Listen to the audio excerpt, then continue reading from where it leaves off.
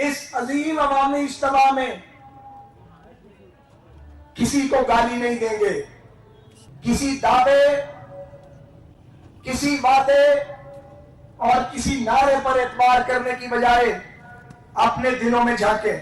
ہمارے سیاسی فیصلوں پر سوال اٹھائے جا سکتے ہیں، یہ علاقہ توجہ مانگتا ہے۔ ہم جانتے ہیں کہ آپ کو وہ آئینی اور قانونی حقوق نہیں ملے، لیکن اگر پاکستان میں جمہوریت کو چلنے دیا جاتا اور مارشل لا پہ مارشل لا نہ رکھتے تو پاکستان کی قسمت بدل جاتی۔ بسم اللہ الرحمن الرحیم۔ برادر عزیز، امیر مقام صاحب، منتظمین جلسہ، نوجوانوں، بزرگوں، بھائیوں، گلگت بلتستان کے عظیم لوگوں، مجھے آپ کے پاس پاکستان مسلم لیگ نون کے قائد میاں محمد نواز شریف صاحب نے اور وزیر اعظم پاکستان میاں شہباز شریف نے بھیجا ہے۔ آپ وہ لوگ ہیں جن کے آباء و اجداد نے جدوجہد کر کے آزادی کی جنگ لڑی۔ آپ کے آباء و اجداد نے اپنا خون دے کر، لڑ کر آزادی حاصل کی اور محض کلمہ طیبہ کے نام پر اس خطے کو پاکستان کا حصہ بنایا۔ پاکستان آپ کے بزرگوں کے اس احسان کا مقروض ہے۔ اس عظیم عوامی اجتماع میں کسی کو گالی نہیں دیں گے، ہم تان و تشنیع نہیں کریں گے، ہم صرف گلگت بلتستان کے مستقبل پر بات کریں گے۔ اس اجتماع میں سب سے بڑی تعداد نوجوانوں کی ہے۔ سوال یہ ہے کہ لوگ مسلم لیگ نون کو کیوں ووٹ دیں؟ اس سوال کا جواب دینے کے لیے میں آپ کے پاس اور امیر مقام صاحب آئے ہیں۔ میرے عزیزوں، یہاں تین ادوار حکومت کے آپ کے سامنے ہیں۔ تینوں جماعتوں کو موقع ملا یہاں آپ کی نمائندگی کا حق ادا کرنے کا۔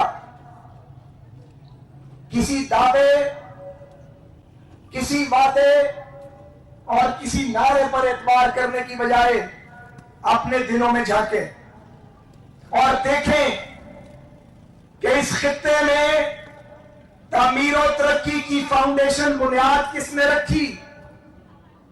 اگر کوئی آپ کو کہے، اگر کوئی آپ کو یہ کہے کہ ہمیں ووٹ دیں اور ہم 5 سال میں آپ کے مسائل حل کر دیں گے تو وہ جھوٹ بول رہا ہے۔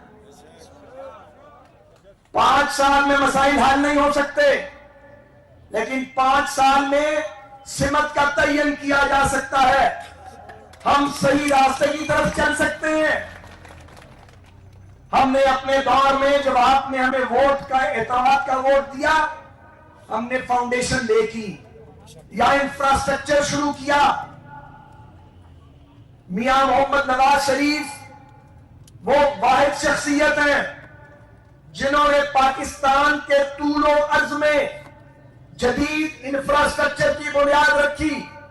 سارا ملک گواہ ہے، سیاست سے اختلاف کیا جا سکتا ہے، ہمارے سیاسی فیصلوں پر سوال اٹھائے جا سکتے ہیں، لیکن تعمیر و ترقی کا جو تجربہ اور جو ڈلیوری پاکستان مسلم لیگ نون نے کی ہے، کسی دوسرے نے نہیں کیا، کسی کے حصے میں نہیں آئی۔ یہاں تو مسائل ہی مسائل ہیں، بہت مسائل ہیں۔ مجھے بتایا گیا پینے والا پانی نہیں ہے۔ میں نے کہا کہ یہ خطہ پورے پاکستان کی پیاس بجھاتا ہے تو آپ کے پاس پینے کا پانی کیوں نہیں ہے؟ یہ خطہ اگر توجہ دی جائے منی سوئٹزرلینڈ بن سکتا ہے،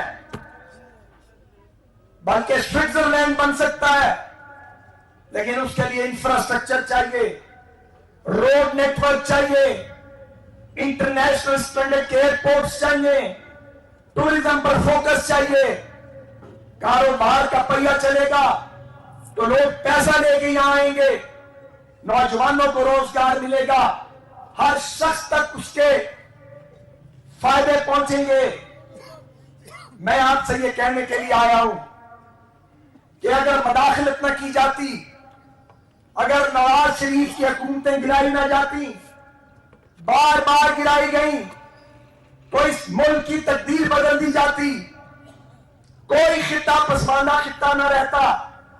لیکن بدقسمتی سے جب ہم نے پیش قدمی کی، ٹانگیں کھینچ لی گئیں، کبھی کوئی دستیاب ہوا، کبھی کوئی اور دستیاب ہوا۔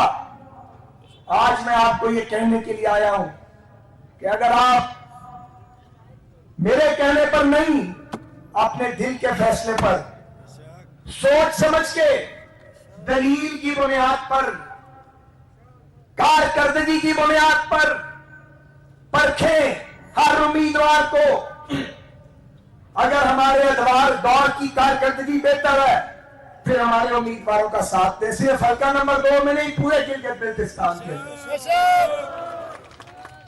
میں آپ کے ساتھ ایک حلقے کے مسائل کو ڈسکس نہیں کر رہا، اس کا وقت اجازت نہیں دیتا، لیکن جو ماڈل اس حلقے میں بنے گا وہی ماڈل گلگت میں، چراغ میں اور ہر جگہ بنے گا، تمام ڈویژنز میں بنے گا، تینوں میں۔ یہ علاقہ توجہ مانگتا ہے۔ ہم جانتے ہیں کہ آپ کو وہ آئینی اور قانونی حقوق نہیں ملے جو آپ کا حق تھا، کیونکہ آپ کے بڑوں نے یہ خطہ لڑ کر لیا تھا اور پاکستان کی جھولی میں ڈالا تھا۔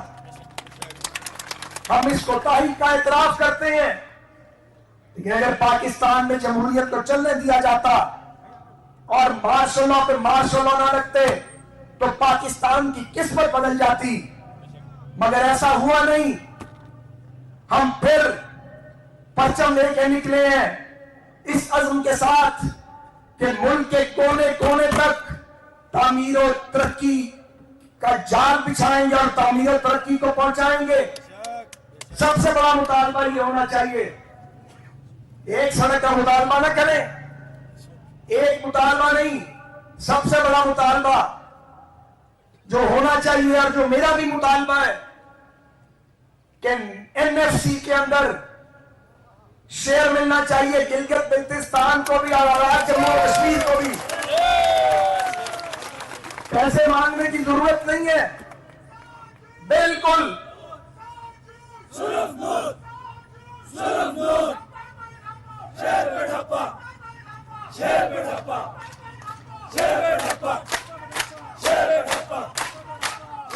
کسی سے پیسے مانگنے کی ضرورت نہیں ہے۔ جب NFC کے اندر آپ کا شیئر آئے گا، کوئی بھی حکومت ہوگی، پیسہ خود بخود گلگت بلتستان کو بھی ملے گا اور آزاد جموں و کشمیر کو بھی ملے گا۔ اگر یہ حق پنجاب کا ہے، اگر یہ خیبر پختونخوا کا ہے، اگر بلوچستان اور سندھ کا ہے، تو ان دونوں خطوں کے بغیر پاکستان نامکمل رہتا ہے، مکمل نہیں ہو